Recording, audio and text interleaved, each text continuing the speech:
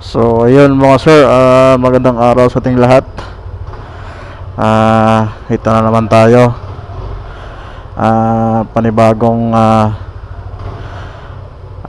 vlog na naman mga sir. So medyo matagal-tagal din na tayo naka-upload. So ngayon mga sir, wala tayong pasok. Araw ng Lunes. Magpapacheck up tayo. Magpapacheck up ako sa mata ko mga sir. Kasi parang may gumuhit papunta sa itim ng ating mata. Siguro nung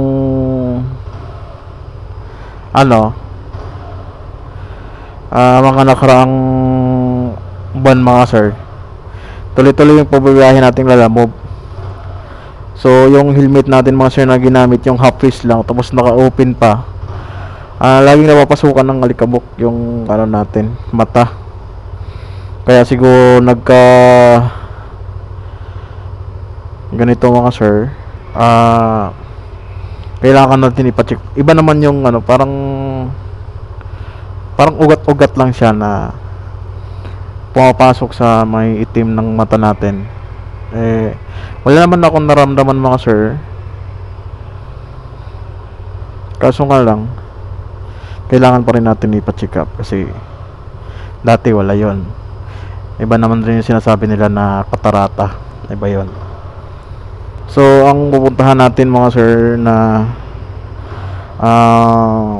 optical clinic, itong Iska Shop Optical sa may GMA mga sir. Malapit lang naman dito mga sir, ayun 7 minutes. Ayun tayo nagka oras mga sir. Kaya ngayon na ako nakapacheck up. Matagal ko na itong napansin. Kala ko sa lang, puyat tsaka mawawala.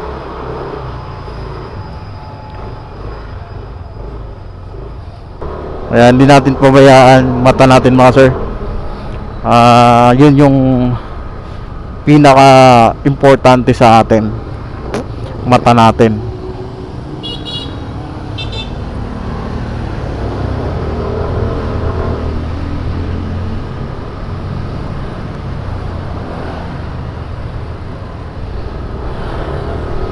Kaya kailangan nating alagaan mga sir.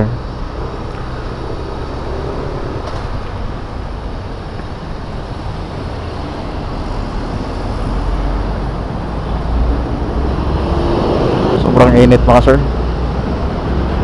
Nakalimutan ko mag-jacket.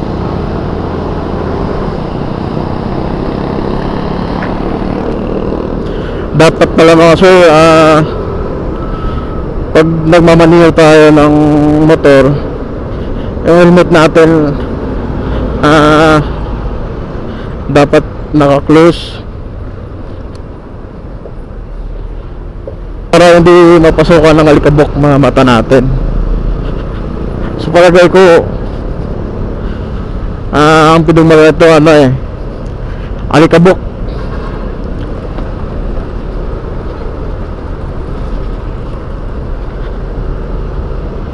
Kaya nakabuo ng ganon, para siyang parang ugat-ugat na pupunta sa natin, yung may itim sa yung sa gitna, papuntang gitna ng mata natin. Nung nakaraang buwan pa to, kaso kaya lang tayo nagkaroon ng oras na ipapacheck up natin mga sir.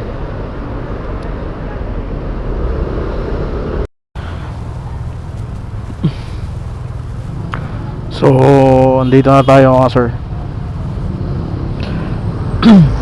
Ayan na mga sir, nasa 3rd floor ata, Iska Optical, GMA Quezon City.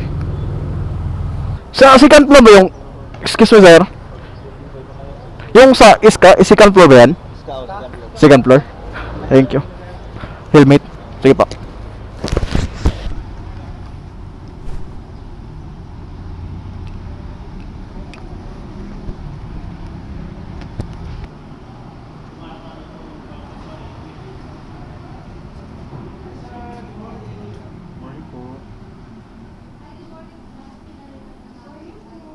Papacheck lang sana sa akin. Check up lang kayo, sir. Oo. Pwede po, sir. Pero may bayan, sir. Sige, sige.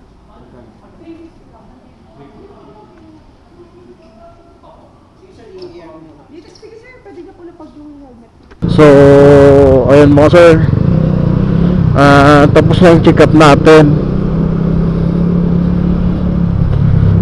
So, ang result mga sir, nang dahil sa laging nahahangin na yung mata natin, at saka yun nga, isa na rin yun sa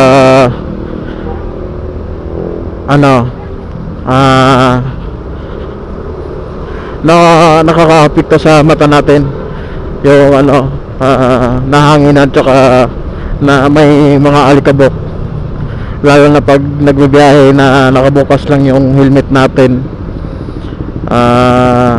Yung mata natin nadadaanan ng hangin tsaka napapasukan ng alikabok. So pinabili lang tayo ng pampatak sa mata bago umalis o sa umaga, 3 times a day. Kung may lakad bago alis, papatakan yung mata, tsaka yung pag hindi ka na magmaniho, hindi ka na magmumotor, papatakan mo na uli. Kung yun yung mga sir, hindi ba siya na wala, i-maintain lang daw, i-maintain lang sa pagpatak para hindi lalaki. Yun yung parang laman na tumutubo na tinatawag nila na ipugita. Kumakalat siya pag napabayaan, lumalaki siya, kumakalat. Kaya ito, itong niresita sa akin, maintenance na po daw to. Mahilig kasi ako sa nagra-rides, malayo ang biyahe, nakabukas lang helmet, tsaka isa rin sa init. Ayun, nagkukos ng ayun, tinatawag nilang impugita. Init, hangin, tsaka alikabok.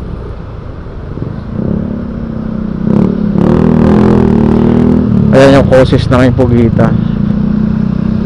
At least na yung ko, hindi na ako alam na natin kung anong meron sa mata natin. Kasi yung nakaraan kasi nagalala ko, ano kaya to,